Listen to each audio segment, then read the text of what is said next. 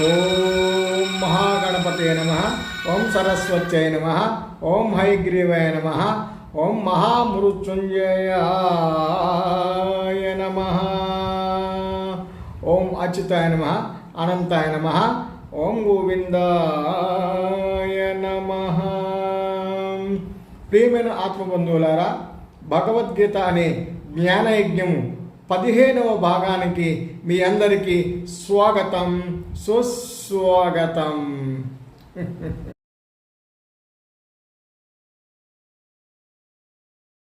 మనం ఇప్పుడు 4వ అధ్యాయంలోకి ప్రవేశిస్తున్నామండి. దాని పేరు జ్ఞానయోగము.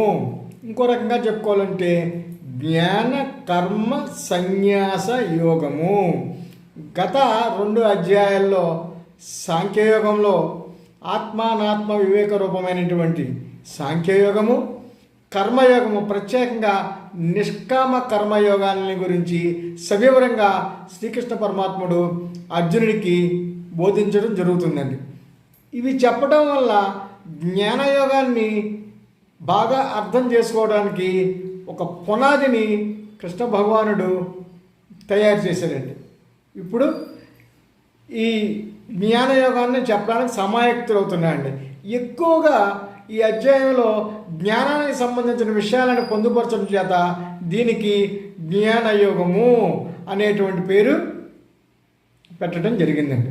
మరి జ్ఞానయోగంలోకి వెళ్దామా? ఏమం వివస్వతే యోగం ప్రోక్తవానహమవ్యయం వివస్వాన్మనవే ప్రాహ మనురిక్ష్వాకవే బ్రవీత్. అర్జున, ఇప్పటిదాకా చెప్పబడిన సాంఖ్యయోగము, కర్మయోగము ఈనాటిది కాదు. నేను ఈనాడు నీ కోసం చెప్పుతున్నది అసలే కాదు. ఈ జ్ఞానం పరంపరంగా వస్తూ ఉన్నది. ఈ జ్ఞానాన్ని నేను ఏనాడో సూర్య భగవానునికి చెప్పాను. దానిని సూర్యుడు వైవస్వత మనువునకు ఉపసాదించాడు. మనువు ఇక్ష్వాకునకు బోధించాడు. ఈ ఇక్ష్వాకు ఎవరో కాదండి, శ్రీరామచంద్రుని వంశకర్త. ఆ ప్రకారంగా ఈ యోగము లోకంలో బాగా విస్తరించి ఉన్నదండి. అయితే కాలక్రమంగా కాలం నడిచే కొద్దీ ఇది నశించిపోయినది, ప్రజలు మర్చిపోయారు. ఆ జ్ఞానాన్ని నేను ఇప్పుడు నీకు తిరిగి బోధిస్తున్నాను అని శ్రీకృష్ణ పరమాత్ముడు అర్జునుడికి చెప్పడం జరిగింది.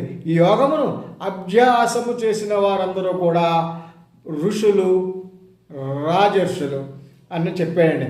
వైవస్వంత మనువు, ఇక్ష్వాకు ఇద్దరు క్షత్రియులే, చక్రవర్తులే. అర్జునుడు కూడా క్షత్రియుడే. కాబట్టి ఈ యోగమును ఆచరించడానికి, ఋషి కావటానికి కులముతో, వర్ణముతో సంబంధం లేదు. బ్రాహ్మణులైన, క్షత్రులైన వారు ఋషిత్వము పొందవచ్చు. క్షత్రుడైన విశ్వామిత్రుడు బ్రహ్మజ్ఞానాన్ని పొంది బ్రహ్మర్షి కూడా అయ్యాడండి. ఏవం పరంపరా ప్రాప్తం ఇమం రాజర్షయో విదుః సకాలే నేహ మహతా యోగో నష్ట పరంతప. ఈ శ్లోకంలో కృష్ణ భగవంతుడు చెప్తాడండి. ఈ ప్రకారంగా సూర్యుని నుండి వైవస్వ మనువునకు, ఆయన నుండి ఇక్ష్వాకు మహారాజుకు, ఆయన నుండి ఆయన కుమారులకు, శిష్యులకు పరంపరానుగతంగా ఈ యోగం సంక్రమించిందండి. కాలం గడిచే కొద్దీ ఈ యోగము అంతరించిపోయింది, ఎవరికీ తెలియకుండా పోయింది అని చెప్పడం జరిగిందండి. ఈ యోగాన్ని మొట్టమొదట శ్రీకృష్ణ భగవద్గీత రాజర్షులకు చెప్పడం జరిగింది అని చెప్తాడండి. రాజర్షి అంటే ఎవరు? క్షత్రుడిగా జన్మఎత్తి తరువాత ఋషిగా మారినవాడు రాజర్షి అని పిలువబడతాడండి. మనం విశ్వామిత్రుని కూడా ఒక ఉదాహరణగా తీసుకోవచ్చు. పుట్టుకతో క్షత్రియుడిగా పుట్టిన ఆ తర్వాత ఆధ్యాత్మ విద్య ఆసక్తి కలిగి ఉంటే అతడు రాజర్షి అని పిలువబడతాడండి. అంటే క్షత్రియత్వము, ఋషిత్వము, రెండు కలిపితే అతను రాజర్షి అవుతాడు. ఈ ఋషి అన్నది ఒక బిరుదు మాత్రమే. నిష్కామ కర్మయోగంని అవలంబించడం ద్వారా ఈ బిరుదుని ఎవరైనా పొందవచ్చును. సామాన్య మానవుడు కూడా మహర్షి కాగలడు.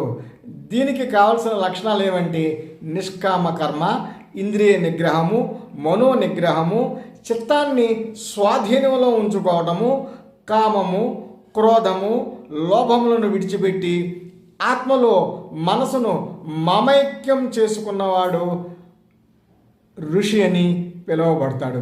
ఇక్కడ మీకు అడవిరావుడు సినిమాలో వేటూరు గారు రాసిన ఒక అద్భుతమైన ఒక పాట, కృషి ఉంటే మనుషులు ఋషులవుతారు, మహాపురుషులవుతారు. ఒక సామాన్య మానవుడు కూడా కృషితో మహాపురుషుడు అవ్వచ్చు, మహర్షి అవ్వచ్చు. ఇవన్నీ కూడా ఉదంతాలండి. అంతేకాని పేరు పక్కన రాజర్షి అని ఋషి అని పెట్టుకున్నంత మాత్రాన్న వారు ఋషులు రాజర్షులు కాలేరు. గమనించ ప్రార్థన. దీన్ని మనం ఇంకో రకంగా చెప్పుకుంటే కాలక్రమేణా ఈ యోగము ఆచరించే వాళ్ళు తక్కువై కాలానుగుణంగా ఎవరో ఆచరించిన కారణంగా నష్టమైపోయినది. ఈ యోగం ఒకటి ఉన్నది అని కూడా ఎవరికీ తెలియని పరిస్థితి ఏర్పడినది. ఇప్పుడు కృష్ణుడు మళ్ళీ అర్జునుడికి చెప్పడం ద్వారా దీన్ని వెలుగులోకి తీసుకుని వచ్చారు అని మనం అర్థం చేసుకోవచ్చండి. ఇంత అద్భుతమైనటువంటి ఈ భగవద్గీతని మనుషులు చనిపోయినప్పుడు శ్మశానాల్లోనూ శవం దగ్గర ఘంటసాల గారి భగవద్గీతను పెడుతుంటారు. ఇది ఈ కాలం మనుషుల యొక్క అజ్ఞానాన్ని తెలియజేస్తుందండి. మీరు ఆలోచించుకోండి. భగవద్గీత ఎంతో ఉత్కృష్టమైనటువంటి గ్రంథము, అటువంటి చోట్ల కాదు వాడేది. నిత్య పారాయణ గ్రంథము, అద్భుతమైన గ్రంథరాజము, జీవితానికి కావాల్సిన ప్రతి విషయానికి ప్రతి సమస్యకి సమాధానం లభించి అద్భుత గ్రంథరాజము. స ఏవాయం మయా తేధ్య యోగ ప్రోక్త పురాతన భక్తోసి మే సఖా చేతి రహస్యం ఏతదోత్తమం. ఈ శ్లోకంలో కృష్ణ భగవానుడు అర్జునుడికి చెప్తాడండి, ఇప్పుడు నేను నీకు ఈ యోగాన్ని ఎందుకు చెప్తున్నాను అంటే, ఇప్పుడు కూడా నేను నీకు ఈ యోగాన్ని ఎందుకు చెప్తున్నాను అంటే, నీవు నాకు బంధువు, మిత్రుడవు, భక్తుడవు, పైగా ఇప్పుడే నన్ను గురువుగా కూడా స్వీకరించావు. ఈ కారణం చేత అతి పురాతనమైన యోగాన్ని నీకు చెప్పడం జరిగింది. ఈ యోగము అతి రహస్యమైనది, అతి ముఖ్యమైనది, ఎవరికీ తెలియనిది అని తెలుసుకో అర్జున. ఇందులో కృష్ణ భగవానుడు పురాతనము అంటే సనాతనమైనటువంటి ఒక పదాన్ని వాడడం జరిగిందండి. పురాతనము అంటే చాలా కాలం నుండి అమలులో ఉన్నది, ప్రస్తుతం నష్టమైనది అనే అర్థం తప్ప పాతబడిపోయింది, పరికిరానిది అని అర్థము కాదు. అర్థం చేసుకోండి. ఈ పురాతనం అంటే మనం మరొక విధంగా కూడా చెప్పుకోవచ్చండి, కాలపరీక్షకి నిలిచిన యోగము. పురాతనమైన ఎప్పటికీ నవీనంగా కొత్తగా అనిపించేది. ఎంతోమంది రాజర్షులు దీనిని ఆచరించి ముక్తిని పొందడం జరిగిందండి. ఈ యోగము అందరికీ ఆచరణయోగ్యము. ఈ యోగము పనిచేస్తుందా లేదా అనే సందేహము పడాల్సిన విషయం కాదు. అర్జున ఉవాచ అపరం భవతో జన్మ పరం జన్మ వివస్వతః కథమే తద్విజానీయాం త్వమాదౌ ప్రోక్తవానితి.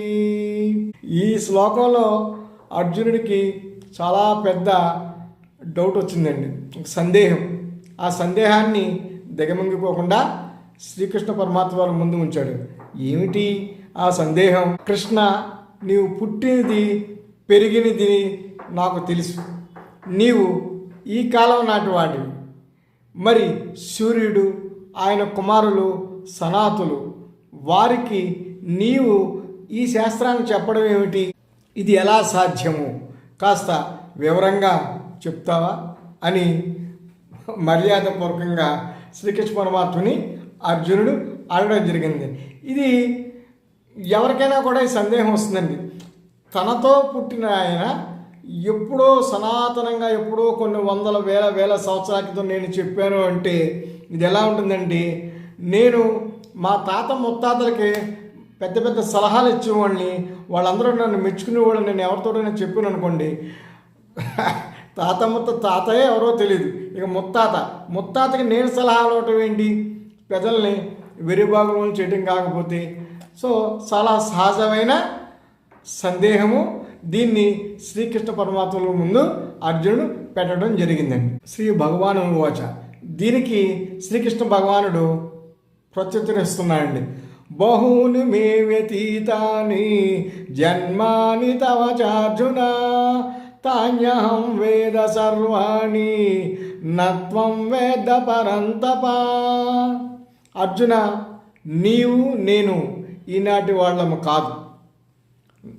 నీకు నాకు ఎన్నో జన్మలు గడిచిపోయాయి, కానీ గడిచిపోయిన జన్మల గురించి నాకు తెలుసు, నీకు తెలియదు, అంతే తేడా.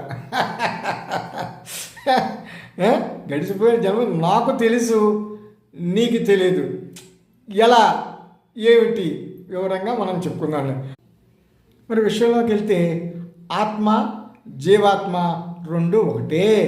ఆత్మ పరమాత్మ స్వరూపము. ఆత్మ దేహంలో ప్రవేశించగానే ఆ దేహంలో ఉన్న మనోబుద్ధి అహంకారాలను బట్టి అది ప్రవర్తిస్తూ ఉంటుంది. అదే మాయా. ఈ మాయచే కప్పబడిన ఆత్మ జీవాత్మగా మారి మాయ ప్రభావితానికి లోనై ఉంటుంది. అయితే ఈ మాయ పరమాత్మ అధీనంలో ఉంటుంది. అందుచేత పరమాత్మ తనకి ఇష్టమైన అవతారాలను సందర్భానుసారంగా ఎత్తుతూ ఉంటాయండి. సో ఇక్కడ మనకు అర్థమైందేంటి? జీవాత్మ మాయ అధీనంలో ఉంటుంది, ఈ మాయ పరమాత్మ అధీనంలో ఉంటుంది. సో ఈ పరమాత్మకి గత జన్మ విషయాలన్నీ తెలుసు, కానీ జీవాత్మకి కేవలం ఈ జన్మకు సంబంధించిన విషయాలను మాత్రమే అవగతమవుతాయి. గత జన్మల తాలూకు అవశేషాలు ఏమీ గుర్తు ఉండవు. కానీ పరమాత్మకి అలా కాదు. ఎన్నో వందల వేలు కోట్ల జన్మల యొక్క విషయాలన్నీ కూడా ఆయనకి గుర్తుంటాయి. This is the difference between ఆత్మ, పరమాత్మ, జీవాత్మ. ఇంకా మనం డీప్గా కనుక చెప్పుకున్నట్టయితే పరమాత్మ అవతరించడానికి కారణము లోక కళ్యాణము, ధర్మ సంస్థాపన. జీవాత్మ దేహం పొందడానికి అంటే జన్మించడానికి కారణం అతని అంటే మన ప్రారబ్ధ కర్మ. మన ప్రారబ్ధ కర్మానుసారం మనము అటువంటి యోనిలో పుట్టడం జరుగుతుంది. అటువంటి తల్లిదండ్రులు, భార్య, పిల్లలు ఇవన్నీ కూడా రుణానుబంధ రూపేణ ప్రారబ్ధ కర్మానుసారణ మనకి జన్మ లభిస్తుంది. కానీ భగవంతుడు లోక కళ్యాణం కోసం అవతరిస్తూ ఉంటాయండి. మనకి ఆయనకి ఇది తేడా. పరమాత్మ లోకంలోకి వచ్చిన తర్వాత ఆయనకి ప్రాపంచిక విషయములు ఏమీ అంటవు, కేవలం సాక్షిగా చూస్తుంటాడు. కానీ జీవాత్మ దేహం జరిగిన తర్వాత ప్రాపంచిక విషయాలను తగులుకొని సంసారంలో కూలికిపోతాడు. ఇదే అవతారానికి జన్మకి ఉన్న తేడా.